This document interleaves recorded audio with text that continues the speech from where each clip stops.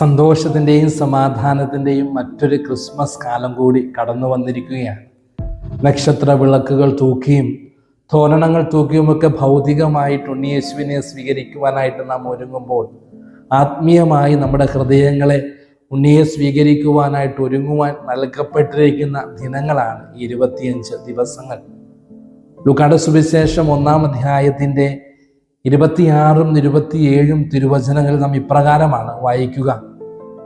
Gabriel Devadoothan ഗലീലയിലെ നസ്രത്ത് എന്ന പട്ടണത്തിൽ ദാവീദിന്റെ വംശത്തിൽപ്പെട്ട ജോസഫ് എന്നു പേരായ പുരുഷനുമായി വിവാഹ നിശ്ചയം ചെയ്തിരുന്ന കന്യകയുടെ അടുത്തേക്ക് ദൈവത്താൽ അയക്കപ്പെട്ടു.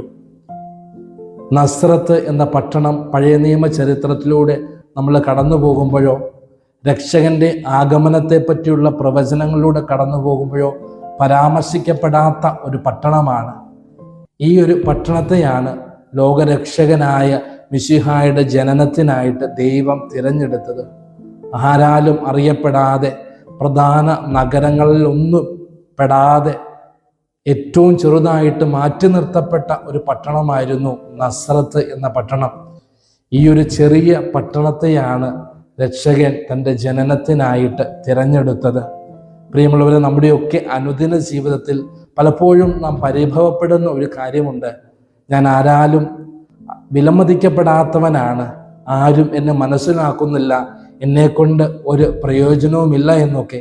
എന്നാൽ ഈ നസ്രത്ത് എന്ന പട്ടണം ഇന്ന് നമുക്ക് നൽകുന്ന വലിയൊരു സന്ദേശം, നമ്മൾ ആരാലും അറിയപ്പെടാതെ പോയാലും, ആരാലും വിലമതിക്കപ്പെടാതെ പോയാലും, ദൈവത്തിന് എന്നെക്കുറിച്ച് ഒരു പദ്ധതിയുണ്ട്.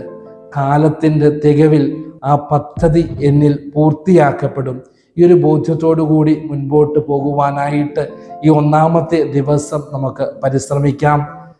പുൽക്കൂട്ടിൽ പിറന്ന ഉണ്ണിയേശു നമ്മെ എല്ലാവരെയും സമൃദ്ധമായിട്ട് അനുഗ്രഹിക്കട്ടെ. ഈശോ മിശിഹായിക്ക് സ്തുതിയായിരിക്കട്ടെ.